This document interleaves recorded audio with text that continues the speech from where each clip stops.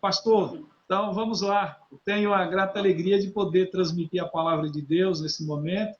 É um texto muito conhecido, Salmo 23.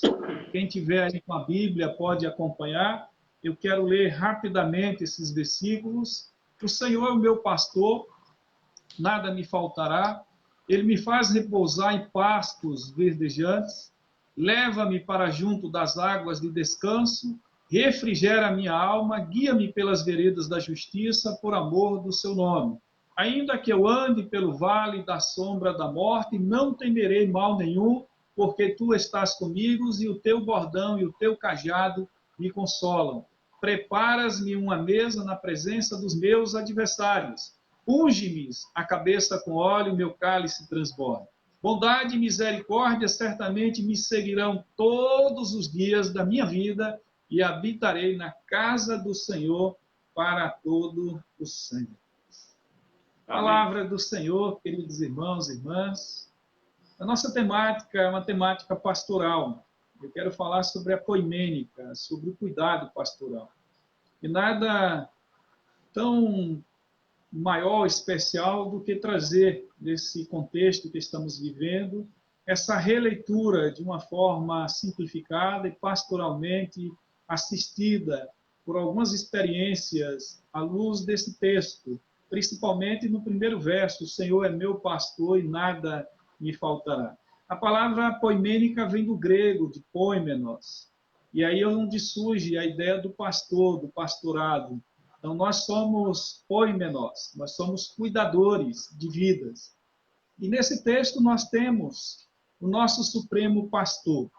Lá no Salmo 40, o versículo 17, o salmista diz, eu sou pobre e necessitado, porém o Senhor cuida de mim. E mais uma vez, na Septuaginta, que é a versão do grego do Antigo Testamento, aparece a palavra, no grego poimenos, de cuidado.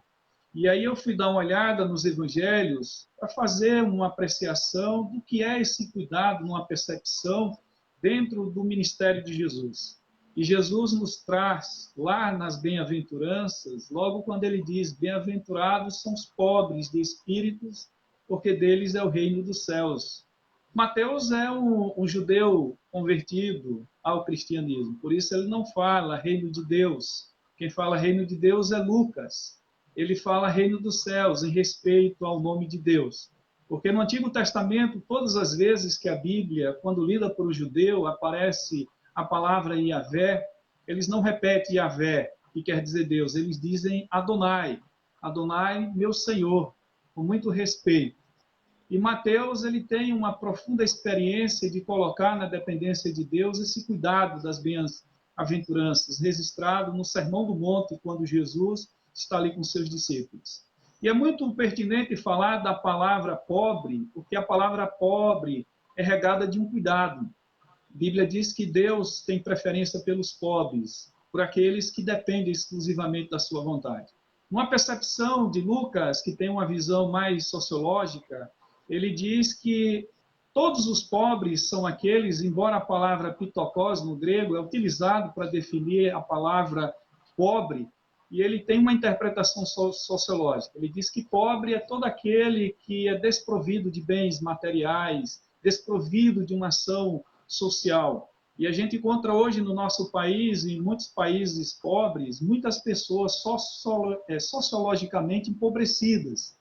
Eu vejo que uma visão mais ampla, embora utilize a mesma palavra pitokos no grego, o evangelista João atribui que pobres são todas as pessoas dependentes, entre elas aquelas que são enfermas, aquelas que são resguardadas de cuidados, aquela que é pobre socialmente, aquela que está no hospital, aquela que está mendigando, são todas as pessoas que precisam de algum cuidado. Mas Mateus ele tem uma forma muito especial de trazer essa experiência religiosa, traduzindo que pobre é todo aquele que depende.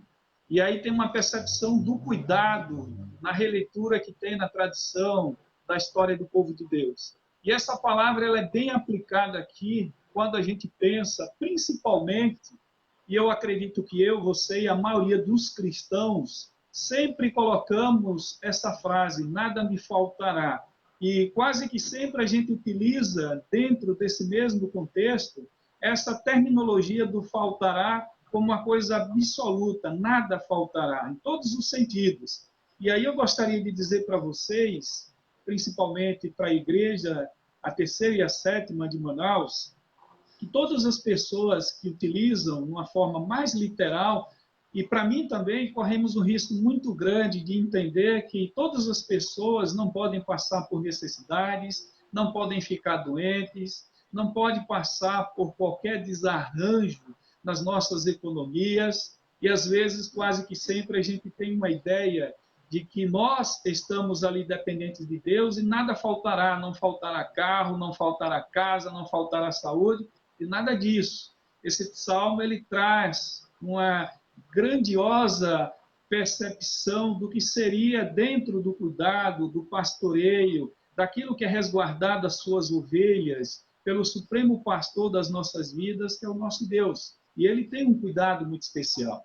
E nesse salmo eu quero fazer uma exposição de uma forma simplificada, depois dessa introdução, para que vocês entendam que o Salmo 23 ele traz grandes desafios. Toda a leitura, todo o texto. E essa interpretação nos traz uma exposição daquilo que a gente gostaria de reconsiderar, para que a gente pense principalmente no significado do que é o nada nos faltará. E, primeiramente, queridos, é importante se atentar que o escritor desse salmo está fazendo uma comparação entre Deus e um pastor de ovelhas. Pastor de ovelhas que tem o seu trabalho de zelar, de resguardar, de cuidar, de proteger. Sendo Deus, nesse sentido, o pastor, e nós, a igreja do Senhor, as suas ovelhas. Tendo isso em mente, você faz um mapa aí na sua imaginação, você imagine Deus, tá certo? E um pasto verdejante, e você é uma ovelha que está nesse pasto. E esse cuidado que você vai ter a partir de agora é um cuidado onde Deus vai trazer para você toda uma forma especial de dizer que você sempre será resguardado, protegido. Talvez você fique enfermo, doente, talvez você passe por dificuldades, perigos, mas o que você precisa saber é que esse cuidado de Deus não vai faltar. Ele está te protegendo, ele está te abençoando, ele está lhe resguardando. O olhar de Deus é um olhar de uma forma muito poderosa, eu diria até numa linguagem extrema, extraordinária. Deus ele tem um cuidado muito grande. E Deus ele tem nos abençoado, porque ele tem nos pastoreado, e ele tem acalmado o nosso coração. Nós estamos vivendo um contexto difícil. Nós estamos aí, muitas vezes, sem fé, sem esperança, preocupados, e às vezes até antecipando o sofrimento. E a gente não consegue imaginar que cuidado extraordinário é esse que Deus tem por nós. Portanto, eu queria dizer para vocês que quando você pensar nessa frase, o Senhor é meu pastor, nada me faltará, não associe a dinheiro, casa, carro, emprego, saúde ou qualquer outra coisa dentro de uma situação em que esse próprio contexto não lhe traga uma percepção do que seria ovelha, do que seria ser cuidada, protegida, resguardada e, sobre todas as coisas, alimentada.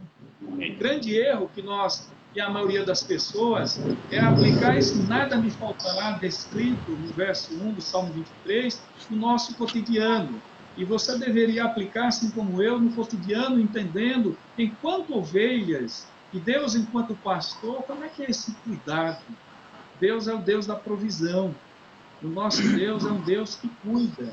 E a ideia de poimênica, de cuidado pastoral, é algo essencialmente voltado para um cuidado de Deus, para com você, para comigo, para com toda a sua igreja. E eu gostaria de trazer para vocês, dentro dessa releitura, algumas palavras-chave que vão aparecer com essas expressões: pastos verdejantes, águas de descansos, veredas, vale, bordão, teu cajado. Esse texto está enriquecido por símbolos que demonstram o cuidado pastoral. A maneira como Deus tem conduzido o seu rebanho, a maneira como Deus não tem deixado faltar a nós aquilo que é do seu cuidado. Embora muitas vezes estamos passando por dificuldades, necessidades, mas o justo viverá pela fé, como ensina a nossa tradição. Nós vivemos confiados no amor de Deus. Entrega o teu caminho ao Senhor, confia nele, tudo mais ele fará. Não estou falando nada de novo, não estou trazendo nenhuma novidade. Eu tenho certeza que o pastor, o reverendo Luiz Carlos, já tem pregado e ensinado sobre o cuidado de Deus, mas o que eu estou é reforçando que você precisa entender que ainda que você passe pela sombra da morte, você não deverá temer mal algum, porque o Senhor está contigo, o teu cajado. Deus está no controle de todas as coisas. Deus não abriu mão da sua soberania, Deus não abriu mão da sua autoridade, Deus continua governando, pastoreando, Deus tem por certo nas suas mãos todo o controle de todas as coisas. Tudo isso vai passar e o que vai prevalecer é a vontade de Deus, porque a palavra do Senhor é eterna. Vamos imaginar quando a gente faz uma releitura do Salmo 121, eleva os meus olhos para os montes, de onde me virá o meu socorro? E aí o próprio salmista diz, o meu socorro virá do Senhor que criou os céus e a terra.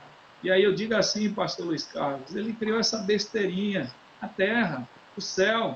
Você imagina a biodiversidade que tem essa terra. A minha área não é a geografia, não é a biologia, e nem astronomia para olhar para o céu e ver essa infinidade, mas Deus criou essas duas coisinhas chamadas céu e terra. Ele é o autor e consumador da nossa fé. E se você tem fé em Deus, continue acreditando, porque sem fé é impossível agradar a Deus. Aqueles que creem em Deus devem crer que Ele existe e que Ele é galardoador daqueles que o buscam. Portanto, eu quero convidar vocês nessa releitura do Salmo, a viver momentos tão particulares e de uma forma tão simples, entender que a vontade de Deus prevalece em todas as coisas. Algumas versões, e entre elas a NVI, que é a nova versão internacional, diz assim, o Senhor meu pastor, de nada terei falta. A versão Bíblia Católica, sem apócrifos, diz, de Davi, Javé, o meu pastor, nada me falta. Na King James, que atualizada diz, o Senhor é o meu pastor e nada me falta. Ó Eterno, meu pastor, não preciso de nada. Na Bíblia, a mensagem, e na Bíblia Viva diz, o Senhor é meu pastor e ele me dá tudo que eu preciso. Aí você joga toda essa interpretação dentro de um pasto.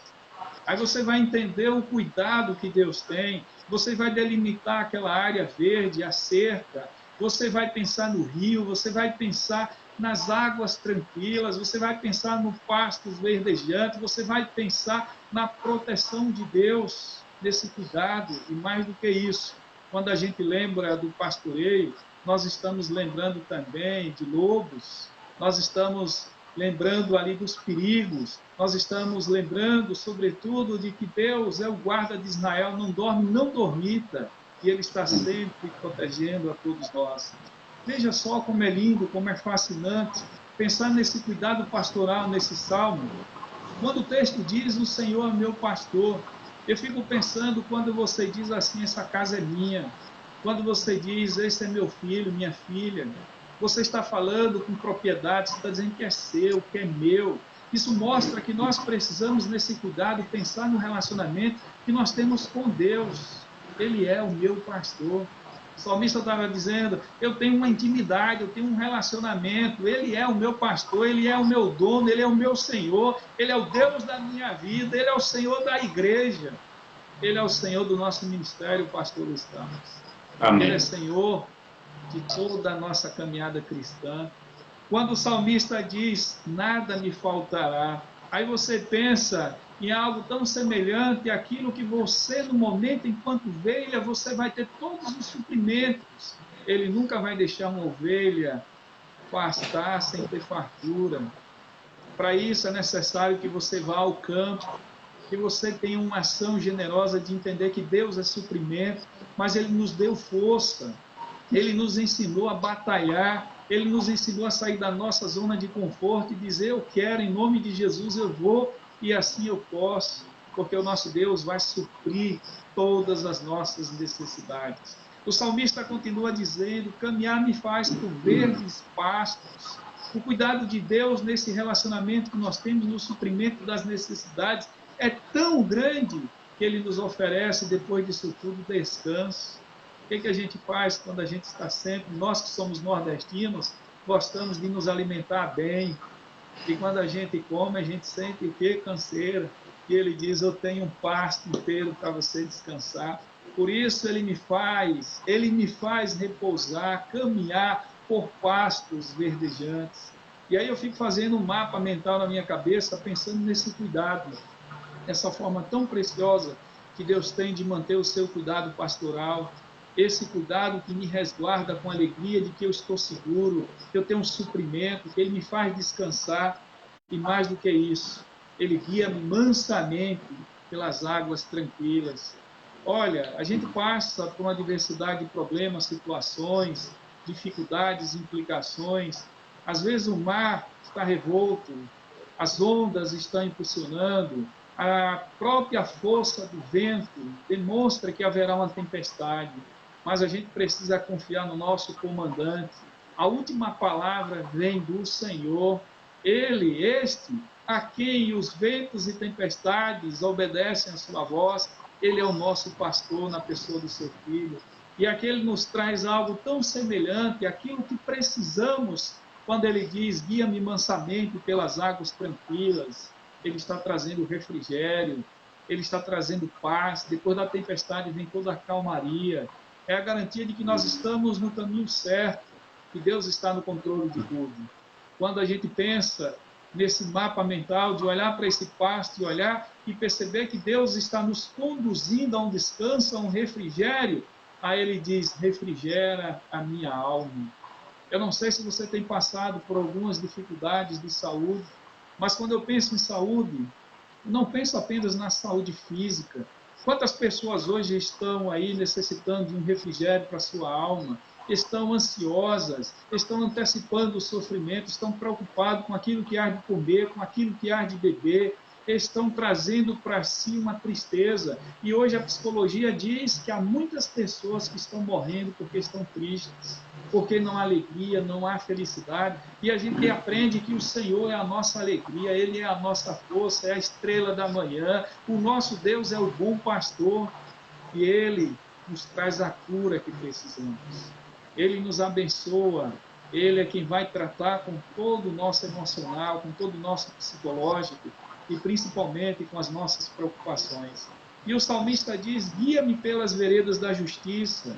Eu quero dizer para você que se você tiver como alguém que está sem direção, o salmista diz que o nosso Deus, Ele nos dá a direção, Ele direciona a nossa vida, Ele mostra o caminho, Ele diz por onde nós precisamos andar. A questão é saber se você está agindo, vivendo conforme, segundo a vontade de Deus, para que a vontade de Deus prevaleça na sua vida e a sua vida seja conduzida pelas veredas da justiça, onde a tua vida seja condizente com o que você prega, com o seu testemunho, com o que você diz, e nada tão propenso ao momento em que nós estamos nas redes sociais, nesse momento, para falar de Jesus. Nós temos uma grande missão de levar o Evangelho. Eu trago ao pensamento, à minha lembrança, o Emil Brunner, que é um teólogo suíço, que ele diz que a igreja existe para a missão, assim como o fogo existe para queimar.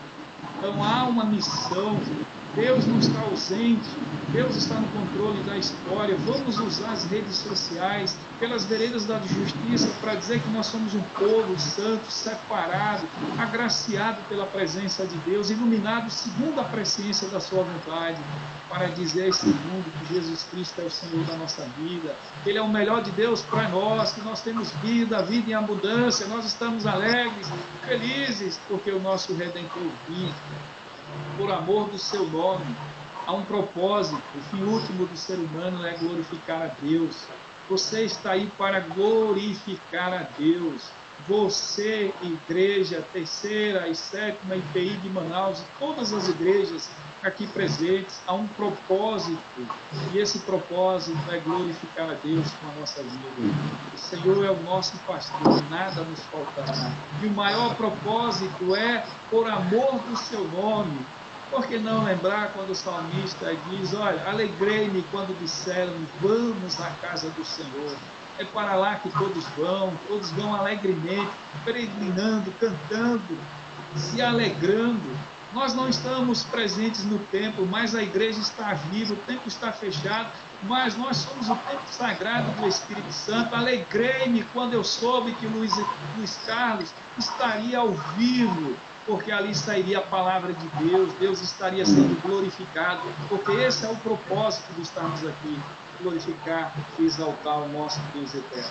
Ainda que eu caminhasse pelo vale da sombra da morte, eu sei, querido, que nós temos passado por muita provação, e isso é provação. Mas pode ter certeza, ainda que você caminhe pelo vale da sombra da morte, eu não temerei mal algum. Sabe por quê? Porque Deus está conosco, nosso pastor. Isso é proteção. Você precisa dessa proteção, eu preciso, nós precisamos dessa proteção de Deus. Porque tu estás comigo, quer dizer que Deus é fiel. Deus não é homem para que minta, nem filho do homem para que se arrependa. Ele disse que estaria conosco todos os dias até a consumação do século, e isso é eterno. Sede fiéis até a morte, e dar-te-ei a coroa da vida. A tua vara, o teu cajado me consolam. Queridos, nós estamos no controle da soberania de Deus.